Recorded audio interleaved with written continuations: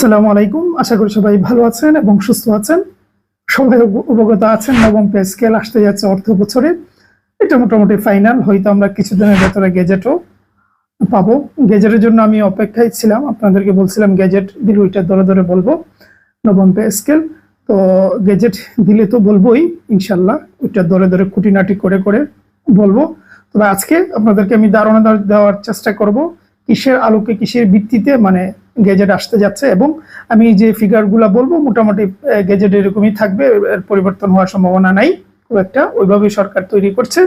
তো আমি আপনাদেরকে একটু বলি যে কিভাবে কত পার্সেন্ট কে কতটুকু পাবে, সেটা আমি একটু বলে দিব। সরকারি চাকরির নবম পে স্কেল, ঠিক আছে। আমরা জানি চাকরিতে কিন্তু 20টি গ্রেড আছে, তো প্রত্যেকটা গ্রেডই তারা বাড়াচ্ছে। ধরুন 2 গুণ থেকে 2.5 গুণ পর্যন্ত বাড়তেছে এই নবম পে স্কেলে। যে যত টাকা বেতন পাবেন, সর্বনিম্ন যদি 20তম গ্রেড বলি ওইটা 8,250 টাকা হচ্ছে বেসিক, তারা ওইটা বেড়ে মোটামুটি 20,000 টাকা হয়ে যাবে। গেজেটে আমরা ওইটাই পাবো, ওইটাই জানবো, ঠিক আছে। তো মোটামুটি 20,000 টাকা আরো আদার্স সবকিছু মিলিয়ে 40,000 কাছাকাছি চলে যাবে এই 20তম গ্রেডের। ভাবতে পারতেছেন, মানে আরো আদার যে বাসা ভাড়া বাতা ঠাতা আরো যা যা আছে ওগুলা মিলিয়ে।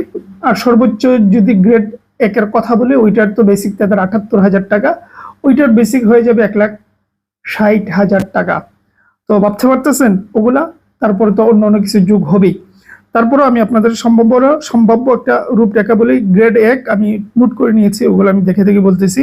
গ্রেড এর বেসিক হচ্ছে 78,000 টাকা, বাড়ি 1,60,000 টাকা হবে, যেটা আমি বললাম। গ্রেড 2 হবে 60,000 টাকা থেকে, মানে বর্তমানে 66,000 টাকা তাদের বেসিক আছে।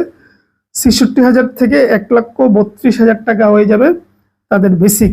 গ্রেড 3 এর 56,500 টাকা বর্তমানে আছে বেসিক, হয়ে যাবে 1,13,000 টাকার মতন। তারপর গ্রেড 4 এর 50,000 টাকা বর্তমানে আছে, সেটা হয়ে যাবে 1,00,000 টাকা। গ্রেড 5 এর 43,000 থেকে বাড়িয়ে এটা হয়ে যাবে 86,000 টাকা। গ্রেড 6 36,500 টাকা থেকে হয়ে যাবে সেটা 71,000 টাকা। গ্রেড 7 29,000 টাকা থেকে বাড়িয়ে 58,000 টাকা হয়ে যাবে। গ্রেড 8 23,000 টাকা থেকে বাড়িয়ে 47,000 টাকা, 47,200 টাকা হবে। গ্রেড 9 এটাই মূলত এন্ট্রি, মানে সর্বোচ্চ আমরা নিয়োগ পাই। এটার সম্পর্কে হয়তো অনেকেই জানেন বেসিক, কিন্তু আরগুলো এতক্ষণ যা বললাম ওগুলো হয়তো অনেকে জানতেনও না।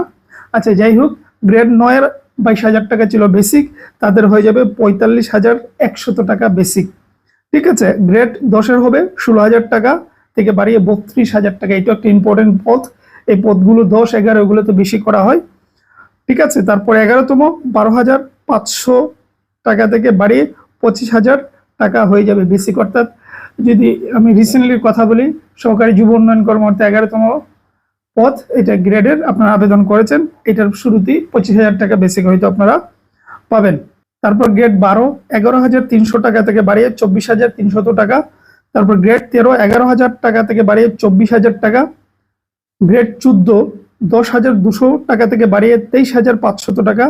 গ্রেড 15 9,700 থেকে বাড়িয়ে 22,800 টাকা। গ্রেড 16 9,300 টাকা থেকে বাড়িয়ে 21,900 টাকা। গ্রেড 17 9,000 থেকে বাড়িয়ে 21,400 টাকা। গ্রেড 18 8,800 টাকা থেকে বাড়িয়ে 21,000 টাকা। গ্রেড 19 এগুলোতে আপনারা বেশি আবেদন করেন অনেকেই।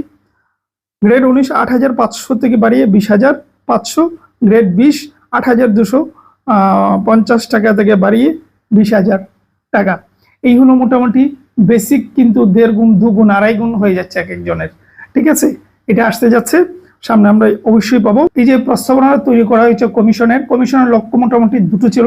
একটি হচ্ছে অধিকাংশ গ্রেডের জন্য 50% মূল বেতন বেড়ে যায়, আর গ্রেড 11 থেকে 20তম যেন দ্বিগুণ এর থেকেও অধিক বেড়ে যায়, কারণ এটা নিচের দিকের মানুষের বেশি সাফার করে, সেই জন্য নিচের দিকেরই বেশি তাদের একটু নজর বেশি ছিল। এই পে স্কেলে আরেকটি গুরুত্বপূর্ণ বিষয় হচ্ছে পেনশন কাঠামো।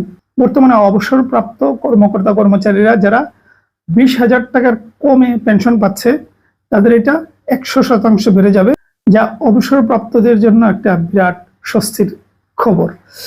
তো আরো কথা বলবো এগুলো নিয়ে, খুঁটিনাটি নিয়ে, বিষয় নিয়ে আরো অনেক কথা বলার আছে। এগুলো নিয়ে সামনে কথা বলবো ইনশাআল্লাহ। আমি অপেক্ষা করতেছি গেজেটটা আসুক। তো এই হলো বিষয়। সরকারি চাকরি এখন ওই যেদিনে আমি কয়েকদিন আগে বলছিলাম যে সোনার হরিণ নয়, এটা এখন প্লাটিনাম হয়ে যাবে। তবে যত কঠিন হোক, প্রশ্ন তার আকাশ থেকে আসবে না। প্রস্তুতি একই আছে, পরিশ্রমীদের জন্য ঠিকই আছে।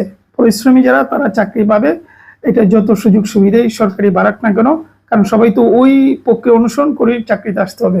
সুতরাং পরিশ্রম করেন, পড়াশোনা করেন। আগে যারা ওই তৃতীয় চতুর্থ শ্রেণীতে আবেদন করতো না, তারা কিন্তু হুমড়ি খেয়ে করবে।